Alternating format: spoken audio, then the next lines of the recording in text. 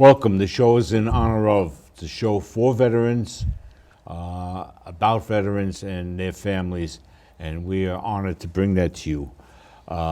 Tonight we have a special topic. We're going to discuss the role of women in the military and a lot of misconceptions that may have been there over the years, and we're going to kind of bring it out to light, and also we're going to talk about what's available in the Veterans Administration to help women. Now, with us tonight, we have Chris Ruggiero, 27-year veteran of the Air Force.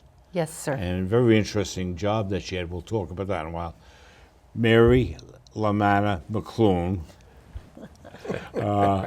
Mary's been with us a whole bunch of times, and thank you for being here once again. And thank you for bringing your husband with you, Dennis. Dennis McClune My pleasure. LaManna. And you're lucky it's a family show. Of course, co-host Paul Dietrich is here all the time with us. Mary, tell us about your role or your view of the role of the woman in the military and what it has been over the years and what it has become now. Well, of course, years ago, I'm a Vietnam veteran, so I served 1968, 1971, and most of the women in the military at that time were in the medical profession, nurses. Like in Vietnam, during the whole Vietnam, I remember like 200,000 women served, but actually 7,000 to 8,000 nurses were actually in Vietnam. 83% of the women in Vietnam were nurses. So when men saw us, they saw, someone in the medical field. I'm happy to say many things have changed since I was in the military, and I compared to Chris, I was a real short timer. I just did my 2 years active, 2 years reserve, but it was really an excellent experience, and to me, there's no better honor than to care for our troops. It's just the way I always felt, and I always will. But I was happy to see as the years go by, many opportunities came for women that weren't available when I was in the military. As everyone knows, many roles are opened up now, and Chris will talk about her experiences in the military. I know for a fact that there's many women who are really commanders, commandants, and whatever. They're flying aircraft, they're commanding military posts. In fact, I believe 3 out of the 4 military academies, the top officer is a woman. Mm-hmm. So they have come a long way, and they will come much further in the next couple of years, especially since they are allowing women in combat. It's going to be a big transition. Many people are still not receiving it as well as I'd like to see, but I come from the mindset of if you're qualified to do the job, gender does not matter. So hopefully people will open their minds up and realize that we are very capable people. And I think I better stop before I say something I shouldn't. No, you go right ahead, because what you're saying is right on target. Yeah. I mean, well, I see women who, and it bothers me, because as I've said to you many times, women should always be proud that they served, and yet many times they're not. I can't tell you how many times over the years a woman would say to me am I a veteran? And of course you are. You served, you're eligible for everything that other veterans are eligible for. And I don't know what we can do to help the women realize that they served and they earned their right to say, I'm a veteran. Now, I have to say what we're hoping to do in the next couple of months is have representatives here from the VA to speak about what's available at the VA facilities, specifically for women, because myself included, I learned quite a few things in the last couple of months that were available that I wasn't even aware of. So actually one of my focuses is to reach out to the women veterans out there and say, yes, thank you for your service. You are a veteran and you should be darn proud of it, and because I am. And as well you should be. We've The other talked about thing there this. particularly with the VA, that people have to realize, there are programs for female vets just as there are programs for Absolutely. male vets. And if those programs are not utilized, they will go away. Because that's how the VA decides what they're going to fund. It's It's a by never-ending battle. what programs get utilized. That's right. So if these programs that, and believe me, it's been a fight to get programs in place Absolutely. specifically oriented towards female veterans, but it's very critical that they get utilized so that they continue to stay in place.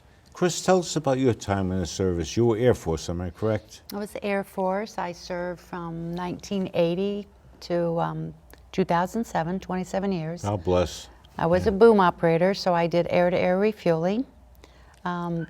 Back in the 80s, there weren't a lot of women who were flying anyhow at that time. Now there's much more women flying. Matter of fact, sometimes your whole crew are females right now. And you were out there during times of conflict all over the world. Desert Shield, Desert Storm, and even when 9/11 came about, although I didn't go overseas, my particular unit was one of the first units that flew over Washington, D.C. for 12 hours, circling, guarding the White House. So, It's amazing. And you say there are entire crews that are going up in the air of all women. all women, all female crews, yes. I'm sort of the oddvalk in this panel here because my time in the service back in Vietnam, out of my command, we were a company strength. I had maybe 130 men in the group, so there were no women whatsoever. The only women that we ever saw in Vietnam were either the nurses or donut dollies. I suspect that there were quite a few in motor pools or what have you, but I never really came in contact with them. So, but to be on the panel today with Marianne, with Chris, and learning more about what the women have gone through and how they are continuing to go through should be our focus, because we're really here to help the younger veterans to utilize the VA system better than they have been in the past. So, That's a distinct weakness, especially when it comes to the woman who served in the military. You see the organizations don't have as many woman members. Absolutely The not. American Legion and VFW, right? Yes. Yet they served. They did the same job as I did or Dennis did, and they're most certainly entitled to it. Let me ask you something, Colonel. Yes. You commanded a unit over in Afghanistan, Iraq. okay? Close. They're right. both lousy places, believe me. Okay, that's right. You were in Afghanistan. You were in. Yes. Yeah. How many women did you have serving under you, and how was your role as a commander in Well, dealing with them? My command was before I went to Iraq. My command was a reserve command out of Johnstown, Pennsylvania. And there I had 3 battalions. I had a combat engineer battalion, I had a chemical battalion, and I had an AG battalion. And strength-wise, my combat engineer battalion probably had around 25 to 30 female. My chemical battalion had around 125 to 130. And my AG battalion had about, I would say, probably 250. Of the 3 battalions during the war in Iraq, the AG battalion was the most mobilized. Every one of my soldiers in the AG battalion was working on their 4th and maybe their 5th deployment. They were a postal detachment. The mail goes through whether you're at war or not. So these people were in the war zone 4, 5. They were going on to their 6th time because I kept getting taskings for another 2 AG detachments. And most of these people were in danger of losing their civilian jobs. So we had to come up with other options. We ended up cross-training chemical soldiers to go as AG because you can't keep deploying people and expect them to maintain their civilian experience in life. I did continue to have volunteers, but that's the reality of it. The Combat Engineer Battalion deployed once as a battalion. The females that were there were mostly at that time in the headquarters company because they were not at that time allowed to be in the combat engineer roles. That has since changed. The chemical soldiers, there was no differentiation between whether you were a chemical soldier as a male or a female. You did your job. And as anybody that's been in the military knows, chemical is not a particularly nice job to be in. No, We were especially at that talking time. beforehand Yeah. about how Right. my own experience as a chemical officer, one of the qualifications was going through a live chemical agent chamber where you wore your protective gear, including your mask, for upwards to 14, 15 hours. So not the most enjoyable. Yeah. And we talked about some of the other issues around that, some of the personal hygiene issues, shall we say, around living in a suit for that long. But I can imagine. I found, in my experience, that there was no difference between my males or my female soldiers. And I found I had no more problems than I would expect to have having a whole bunch of 18-year-olds running around. And that was the biggest issue. Having a bunch of 18-year-olds running around is an issue. Mary and Chris, let me pose this question to you. What would you consider the greatest challenge for a woman in military back then, and what would you consider the greatest challenge now for a woman in military? You know, again, being in the medical field, people were so appreciative when they saw us, okay? And out of all the hospitals in Vietnam, there were 3 of them that the nurses wore white uniforms. And I was lucky enough to be in one of them. And it's a real challenge to try to keep a crisp white uniform, crisp and white, in the monsoons. It's amazing. You just kind of saran wrap your whole body and then Right. run to the hospital. That's what we did. But the challenges basically was, quite frankly, just to get through every day, do the best we can, and get home safely. That was our biggest challenges. I never worked with any female corpsmen. All the corpsmen in the hospital were all men. Right. Like I say, we had male nurses and females. In fact, it was interesting because most of the nurses in Vietnam were women. Really? There were some male nurses. In fact, the initial unit I was stationed on, I had a male head nurse and a male assistant head nurse, and that was interesting. You know, they were very nice, very well prepared, but of course the majority were, females. Right. As the years have gone by in nursing, many, many, many men have entered the profession, and guess what? They do a fine job. Again, gender neutral. If you're going to be a good nurse, you're going to be a good nurse. Doesn't matter, your sex. So I think many more men should come into the profession. It's a great profession. But my challenge, like I say, was just getting through every day, and we worked 6 days a week, 12-hour shifts, and the 7th day, we just rested like the Lord, because you just crashed, when you finally got to your bunk and had a few minutes to relax. But it was basically just making it through the day and doing the best we could. How about you, Chris? It's interesting listening to, Mary talk about back in the 60s, women have come so far. So, my experience was quite a bit different than hers. She worked with all females at the time, and I worked with all males at the time.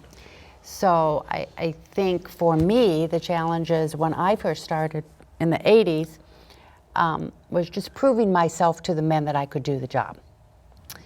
Did you find yourself trying to prove yourself more often than not? Absolutely. Absolutely. As a crew member, flying in the Air Force, you did everything as a crew. Right.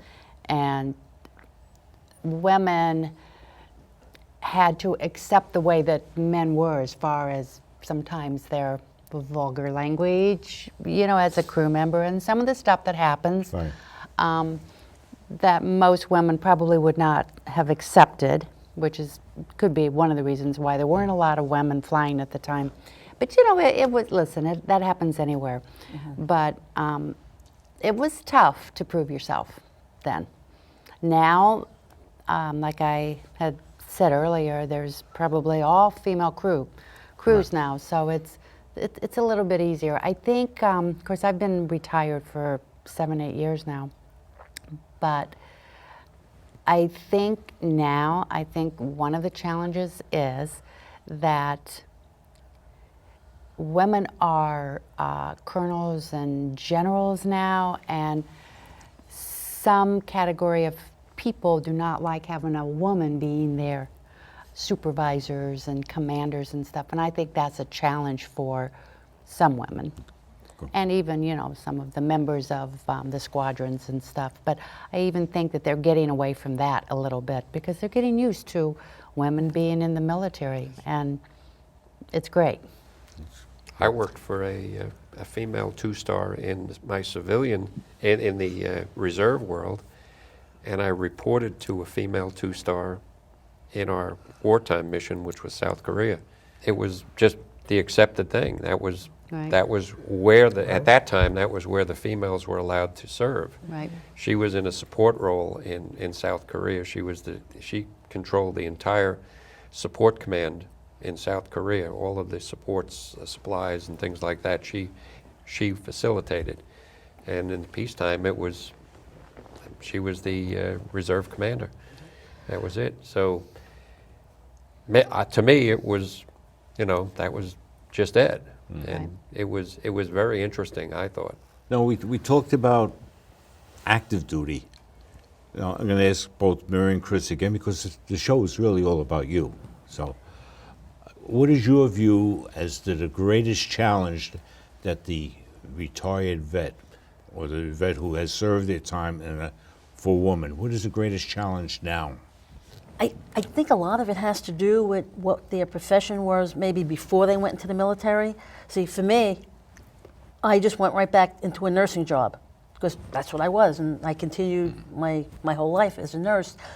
But it depends, I think, like I say, what your MOS, what your job was in the military, and what are you coming home to? Now, as we well know, homelessness, unemployment are major factors today for all veterans. 9% of homeless veterans are female. Okay?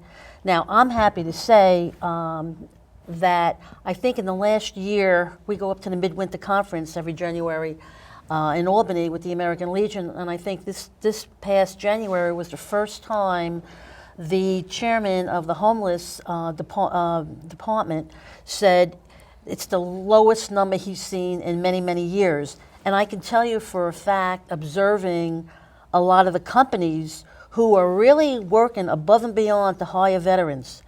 So I think a lot of it coming out for the challenge is, what am I coming home to? Am I going to have a job? Is my husband still my husband? You know, what am I going to do with my kids when maybe I am by myself? So for a woman veteran, I think in many respects it is more difficult because the mother, let's face it, is the one who's the caregiver. She's the glue of the family. She's the glue to the family, and unfortunately, I see many cases where it is difficult for the woman to get back on her feet. Right. Now, Chris, you served as a boom operator in the Air Force for 27 years. Mm-hmm. Now, when you got out, what kind of challenges did you face? Because obviously, you couldn't go back to nursing like Mary did. There's not a hell of a lot of boom operator jobs that I'm aware of. There aren't any. Mine was a little different than hers just because I retired from the reserve, so I was already in the civilian life. Okay. Because I didn't do a full 27 years on active duty. But I will say, even from a reserve perspective, and I'm going to piggyback a little bit on what Mary said, I think communication and information that is given to people, females, males, whoever, I think it's lacking when you retire. Because I didn't really know about a lot of the VFW information until Colonel had spoken to my husband. So, which even at that, I think it took a little while for me to actually get used to that. But I just think that there's not a lot of information given to females on any of this, the American Legion, the VFW, the VA. You know, they didn't even give me information on when you are ready to retire, this is what will happen. I ended up calling 6 months before I was getting ready to receive my pension saying, what am I supposed to do? And as a matter of fact, those people had said, you're one of few people who even remember to call. Most people don't even know what the process is. So, you know, that kind of stuff I think that's important information for anybody retiring. Yes. Dennis, let me get you into this. Your views on the VA and how they're dealing with women. Being married to a woman veteran has enlightened my expertise on the VA, although it is limited. Also, I didn't know the various programs that are out there until we really delved into it and went to visit the VA system, finding out all that is available not only to the men but to the women, and finding out that the VA now is starting to amp up their way of handling the woman veteran coming home. Like the motto says of our VVA chapter is that never again will one generation of veterans abandon another. Well, I think that the VA is also doing the same thing, is that they're starting to realize that they have to start taking care of men and women. When I was discharged from the service, like Paul says, is that they didn't introduce us to the VA system at all. So, Or anything. Or nothing, you know. There's your separation, and 2 years Turn later your you're gear in. discharged. Yeah, that's about the size of it. So now the VA, though, is starting to realize, especially with more women going into the VA system, that they have to accommodate everybody, all the veterans, Yep. and they have to do it in a professional manner. And I think they are starting to do it better than they had years ago. So for that, it's the kudos to the women for getting the VA to start thinking more. It took a long about time, too. Men and women. What are the biggest issues facing women as far as VA is concerned? What areas do they need improvement? What areas are they helpful in? Well, across the board for mental health issues, your regular medical problems, they do a fine job. They do have GYN, gynecology capabilities. Where they are lacking in the system right now is obstetrics. So what they have is a program, the CHOICE program, where they utilize a set of physicians who are obstetricians, so that if a woman comes in, she's having a baby, they'll work, the women program managers will work with these doctors and the VA system to see if they can refer this pregnant woman to these outside doctors. But sometimes there's a problem with the length of time that goes by between the initial visit and then getting someone referred to the appropriate obstetrician. They are working on that right now, because when we visited the different facilities, we picked up that from both women program managers. And they know it's a challenge for them. But again, we realized very quickly that the VA is a huge system, and it's not like going down to your private doctor and saying, oh, can I have this, can I have that? I mean, it's a huge system, and it's centrally charged, so to speak, and it comes from the top down. So like when Dennis and I visited these facilities, we interviewed managers. We wanted to see what was good, what was bad. But I can assure everyone that specifically in the women's health areas, they are making significant improvements. In fact, we visited the women's units at the hospital that are strictly for women. They're actually having areas that the children can come and kind of be kept busy with coloring books or whatever, because let's face it, the woman again is bringing, has to go for a visit, has to go for a checkup. She has to bring a little one with her. So they are making great strides, but they know that it is a big challenge. How But about- I told them point blank, I said, well, quite frankly, with more and more women coming into the military, I would think that it would be very wise to increase the capabilities and realize that maybe other services have to be available. So, may I ask? Please. So, just for our own audience who may be watching, and I know one of the obstacles that I have had and I continue to have as a woman or even a veteran, what is the protocol and the process of even starting to get a VA card so you can actually go to the VA and get treated? I think and I'll speak from my own experience, what I did was I actually went to the Brooklyn VA and sat down with one of the eligibility personnel, and that's where I brought my DD-214 and anything else I needed to validate the fact that I was a Vietnam veteran, that I was in country, and then they go over the paperwork and they basically say, yes, you're in the system, or not, you're not in the system, but you have to start with seeing if you're eligible.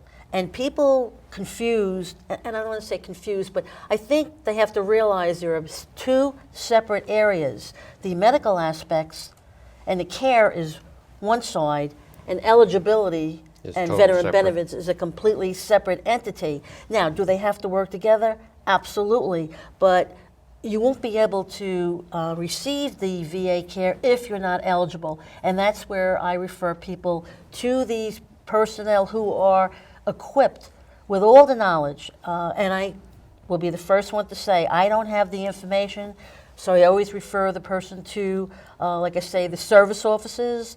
Each veteran organization Yes. has a service officer. Certified one is They're the one you want. certified, Yes. and there's a big, big difference that people have to realize. We all have a little knowledge, but we're not certified service officers, Right, and right. these are the men and women that we have to refer to, and they will sit down with you and guide you and help you to say, this is why you are eligible, or this is why you aren't, and limit. If there's a problem, let me see if I can help you out. And I refer everyone to John Kavanaugh, happens to be the American Legion service officer for all 5 boroughs, which is a big challenge because he's just one person. I know a lot of male veterans that are dealing with post-traumatic stress.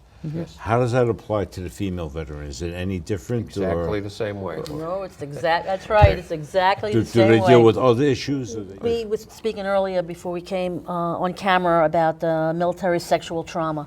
That's what I was leading Now into, that, as we often speak about it, it affects both men and women. 1 in 5 women has had an experience with military sexual trauma, and it's a lot more than being raped. It may be harassment, it may be a touching, it may be, there's all different definitions of it. It is what I say it is because, fortunately, when you go to the VA, if you have had experienced military sexual trauma, men and women, 1 in 5 for the female, 1 in 100 for the male. So it does happen with both men and women.